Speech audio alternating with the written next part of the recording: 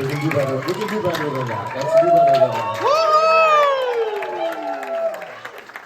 Welcome to Monsterama 2023. I'm Mike Inslee. I'm one of the hosts of Nightmare Theater. We air on PBS stations across the country. If you don't have it in your area, you can get it on the PBS app for free.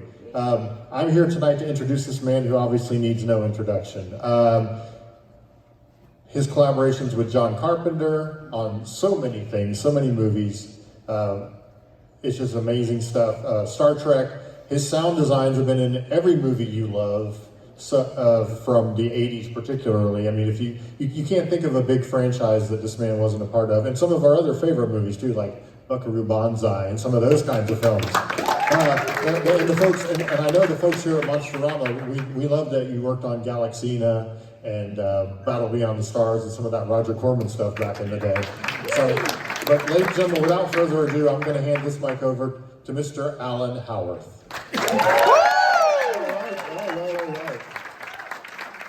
Well, super to be here, Monsterama 2023. Anthony Taylor invited me. Thank you, Anthony, for making this all happen. And it's kind of a treat. This is Halloween weekend. Halloween's on Wednesday, so it's kind of So we're in conflict with a lot of parties and some other stuff that goes on, but we're here. And I welcome you guys. You're all my new friends now. We're all going to be buddies for this evening.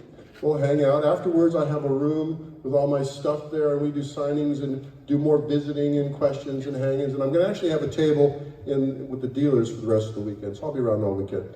Here all the way to Atlanta, I've got to stick around and meet some people, right? Absolutely, absolutely. So, just a little bit about me. Who is this guy, right? I mean, you know that I did these movies. I was very blessed many times in this lifetime. In August, I turned 75. So there you go. Happy birthday. 1948, August 6th, it was the 3rd anniversary of the bomb on Hiroshima. So it was a big blast, what can I say? It was still echoing. I grew up in New Jersey, East Brunswick, New Jersey. So I'm a Jersey kid. Then my dad got transferred to Cleveland, Ohio, and I was a high school and college Clevelander, west side of Cleveland. I went to North Olmsted High School and Baldwin Wallace College. I studied art and music. And the whole time I was in school, I was an art student. The music was like the side thing. Like at 5 years old, I found an accordion up in the attic that my dad had. So I pestered my mom for accordion lessons, okay? She finds what she thinks is the best teacher in the neighborhood. And just as running a timeline here, this is about 1954, 55. We had gotten our first black and white television. So, I mean, this is that timeline. And the teacher she chose was one of the few people that was on television. He was like a cowboy accordion player character. And so she put me down in front of him, and I had my little accordion. And you know, the thing when you do the accordion, you have the two hands, right? You go, and you go, so that was the big thing that I was working on. I go to the lesson, and it's the first time I kind of got it together, right? I'm all excited. And this is down in the guy's basement. He's got like a sheet around one corner of the basement, and a washing machine on his floor, so it's funky. And I get down and I start to play. No teacher. No teacher. And then my mom comes and she goes, "We're leaving." Yanks me out of there. That was the end of my accordion lessons. It took me years later to find out the guy put the moves on my arm. So that killed my accordion lessons. Meanwhile, I was the drawing kid and cut the paper and the pasty and all that other stuff. And that was really, I was always been an artist. Let's start at the top. I was going to be an artist. That was a given. Wasn't going to be a police officer or a fireman or who knows what. And so that was my path. So the next time music came through was on the 3rd grade. They give you music aptitude tests, right? To put you in the school band. So I go and I take the test, and a letter comes from my mom and says, "Hey, your son Alan has music aptitude. We would like to rent him a musical instrument," right? They're on musical rentals.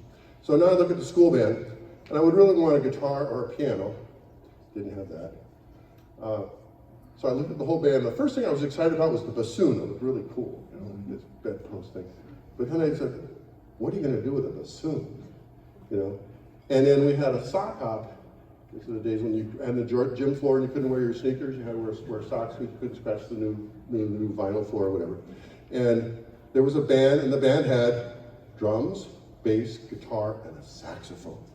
And that was it. Oh, saxophone. I can do something with that later.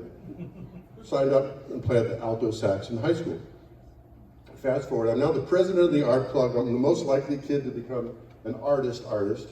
And one of the girls in the art club has a boyfriend, Dave, and he has a band. And she says, would you like to play with my friend Dave?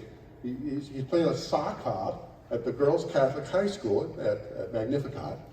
And I said, sure. So I go there, and we were in charts. You know, there's like dance music. It wasn't rock and roll, but it was dance music, like dance band music. And at the end of the night, Dave handed me $80. My eyes went wide. Holy shit. $80 for 3 hours. Never make that in art. Forget art, I'm going for music. So then Dave's band was evolving, and he wanted to start a rock band. And this is like, all right, we'll put a timeline on this. This is 1963, 4, yeah. And there was like two kinds of groups in my high school. There was the greasers, the kids in auto shop, and they liked Elvis Presley and Jerry Lee Lewis, all that stuff. And then there was, we called them the surfers at the time, where we liked the Beach Boys and etc. We fell into the Beatles and all this other stuff. But either way, I pestered my mom to buy me a bass guitar for $100. And I got my Sears and Roebuck bass amp. All these things are vintage now, they're probably worth money. But it was cheap. And I quickly learned the bass guitar and joined Dave's band, and that started me in the band business. Well, I was quickly accelerated from band to band to band, and eventually wound up in a band that was very popular on the east side of Cleveland called the Tree Stumps. And we were actually, like 1,500 kids would come to these dances. It was crazy. And I played my bass guitar. And we made a record. We opened for Paul Revere and the Raiders, put timelines on these things. And in Public Hall, it was like, you know, playing in front of 10,000 people. Holy mackerel, this is cool. That band goes through several generations, and eventually we get another songwriter, a fellow named, eventually, his name was Michael Stanley. He eventually became a fairly popular star on the west side of Cleveland, or east side, for a long time. And at that point, we made a record. Our producer was Bill Simzik. He was the producer of the James Gang. So the James Gang and us were sister groups in Cleveland, and I know Joe Walsh and all those guys from the day. And we because we put an album out, we got to be the opening act for The Who on the Tommy Tour. 1971, 72, yeah. And also for the Cream, Wheels of Fire. So I was gonna be a rock star. Now my hair was down to here, I weighed 60 pounds less, you know. Oh, I was gonna, do that. But as the band business goes, if the band doesn't get a hit, eventually the drummer hits the singer and the girlfriend leaves and I was the bass player, so I always had the PA system and the lighting and my bass amp. I mean, I just was, the main person that did that. And so I always had the equipment. So I was very much into the gear. And I started working in a music store down in the basement. And the music store had synthesizers upstairs. And there was an ARP and a Moog. And now I was like, oh, I really like this. And I had accordion, so I had enough keyboard to kind of mess around with it. So that's why I started working in the basement as the guitar repairman. Anybody knows about guitars? They brought me all these beautiful vintage guitars and asked me to cut out the pickups and put humbucks in and destroy these things. And they'd be worth 10 times more today if I hadn't done work. So I'll spend several days in purgatory for that one. But moving on. So from D. Fury's music, I had a buddy that was down in the service shop, and I learned how to work on the circuit boards and all the stuff of an ARP synthesizer, and I became an ARP service technician. So I now had some chops there. And this guy's name was Dave Yost. And we left the music store, which had a little bit of synthesizing, but it was violins and drums and the music store. And we started our own little shop that was just all about synthesizers called Pi Keyboards and Audio. This would be, timeline again, 74. And so we had a little shop that was across the street from a very popular nightclub called the Agora Ballroom, where everybody played. So the way Cleveland worked was the big acts would be in New York or Chicago, and Cleveland would grab them in the midweek. We'd get them Monday, Tuesday, Wednesday. I was just halfway, and then they'd go. So, I mean, I did sound I became the sound man at the club, of course, you know, Mr. Kier. I did sound for like Iggy Pop and David Bowie and Kiss. And they're all playing so many bands. I mean, it's just incredible. And you get to, you know, hang out with these guys, and we go to the back room, we smoke joints. It was the day. Even U2 was there. U2 was in silver jumpsuits. This was before they found themselves. It was so wild to meet all these guys. David Bowie was cool, I gotta tell you. He was really cool. You're cool. So anyhow, Agora Board, etc., high keyboards and audio. In parallel, I had my band, which was called Braino, caustic music for the brain. And I was like the Pink Floyd of Cleveland, so I had all the gear, and I was quadraphonic. My sound man had echoes and tapes and delays to play into the thing. I was Pink Floyd. I was now the guitar player. I had a Leslie, 3 echoes, a synthesizer, and I was doing my thing. And we were playing in this funky little club, back to acts were coming through, this time in a place called the Smiling Dog Saloon.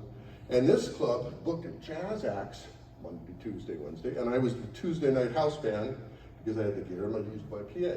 Well, one night a band called Weather Report comes through. Yeah. A very famous band. This is like Joseph's Avenue, Diana Washington, et cetera, Wayne Shorter. He was the protege of Coltrane at the time. The bass player was a fella named Miroslav Vitus, was a guy and a half. Alan Howarth, the famous Brazilian guy. So these are jazzers. We do the Pink Floyd job on Weather Report in this club.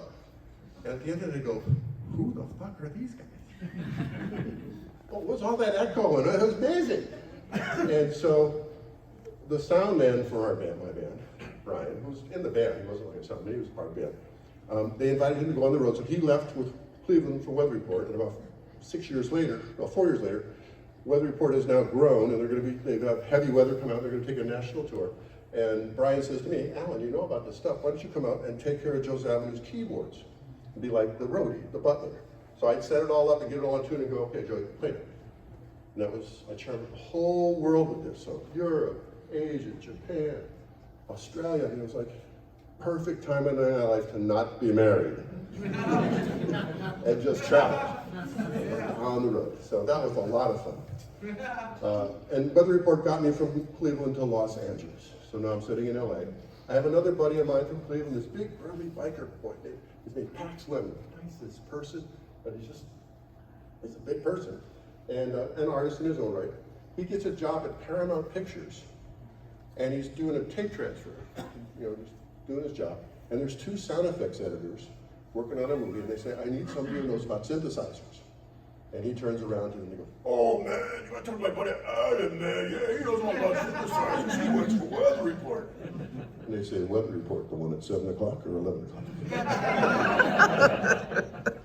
So anyhow, I go down and I meet them, and they're doing Star Trek, the motion picture. And my audition tape is to make the sound of the Starship Enterprise going from Warp 1 to Warp 7, which is a scene in the upcoming movie. If you met the story there, they just put the Enterprise, they just built it and it hasn't been shaken out yet. They're going to get an emergency, they're going to have to push the envelope, etc.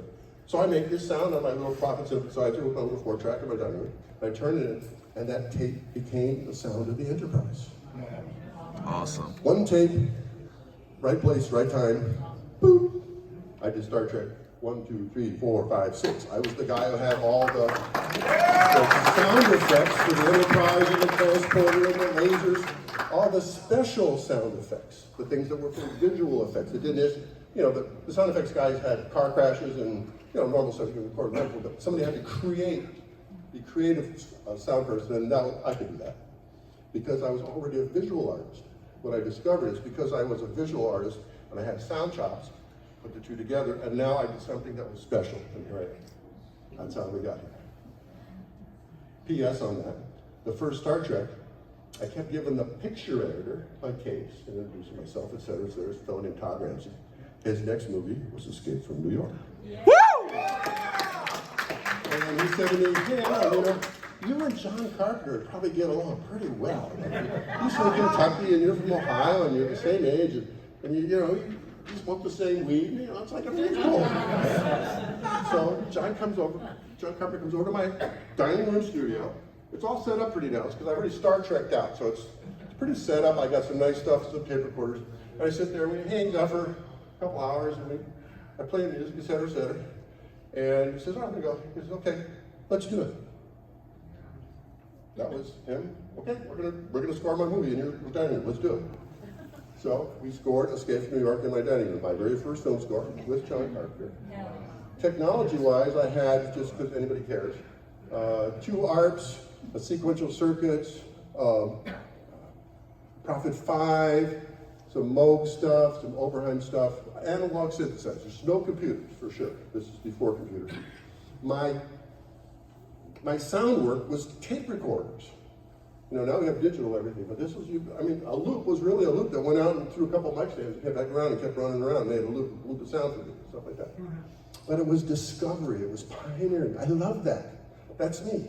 Once it kind of gets all worked out, there's a book and a manual, I go, oh, let's look for something else, That's just my personality. So it was a great time to be part of mono, the stereo, the surround sound, the Dolby Atmos. I got stories, I'll tell you about that stuff. I've been in the whole development of, I actually showed Ray Dolby a working Dolby Atmos before he ever made Dolby Atmos. It's a true story. At the Audio Engineering Society, I had done it. I had made a 48 channel, it was called Dimension Audio. The idea was, what would it take to make the same sound as what's in here in the room? And I go, well, you just put a speaker here everywhere. No brains, right? And we thought of each speaker as an audio pixel, just like a pixel in a display that's in a video, but the sound. So I had that. My first client was Paul Krauss, was Trinity Broadcasting. I made virtual reality Jesus movies. And he was serious, because what he said, everybody thinks our TV show is corny, and the kids won't go to church. What if we make a movie that's part of our ministry, that's high tech, that's cinematic, that's involving? When the crucifix in this room is going to go, and it still runs. I mean, we made these things 20 years ago. He still is part of this thing. So anyhow, I made a demo out because we had a gig. I made a little 2-car garage version of it, took to the Audio Engineering Society. I had a demonstration of this fully immersive sound. Think of this as a sound designer, right? Word sound design. I'm painting with sound, artist, right? I got speakers in the ceiling, and it's going to be a rainstorm's coming. First thing I do is I put the wind in the leaves up here. And that's all you hear. And then kind of the bends start to blow, and then we get thunder in the distance. I mean, this is the perfect, ultimate easel for making immersive sound, which is today. But I got to play with this stuff. So it starts to rain, you hear the rain on the leaves, and it hits the branches, and it runs down the trunks, and you got speakers on the floor, and your heart making puddles and all kinds of stuff. It's the ultimate, realistic, you could make any sound just like you really hear. So that was a tool. So I was very involved in that stuff. Little catch-ups, 2 movies came out this month that I scored. One called From the Shadows, starring Keith David from They Live and The Smiths. And another one that was directed by my buddy who was the director of Sharknado, a fellow named Anthony Ferranti. And he's actually a horror movie director. And on a lark, in fact, he offered me Sharknado. I went down to see it, and it was before all the visual effects were in. It was just the acting, and it was a piece of shit. And I kind of was reluctant, and I had some issues with my mom, and Anthony, I'm going to pass. My wife will never forgive me for that one. I mean, it was a lot. So anyhow, it was a crazy hit. So, a journey. I've been doing this, let's talk about this, since 79, where are we at now? 40, 45?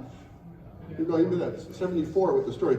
But, I'll have known my wife 50 years in 2024. Well, congratulations. We met in 1974 at the Agora Ballroom, where I was the sound guy on the whole thing. And her name is Melody. It's a true story.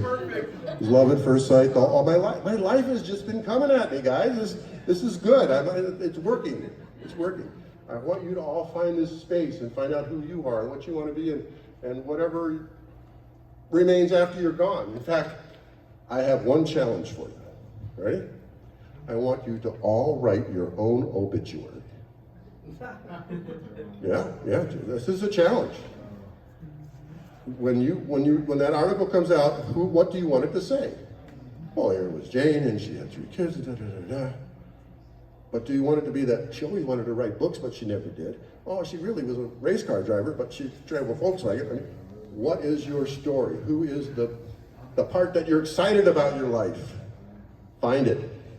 Here's the rule. If you're already doing what's in your plan, cool. If not, get started.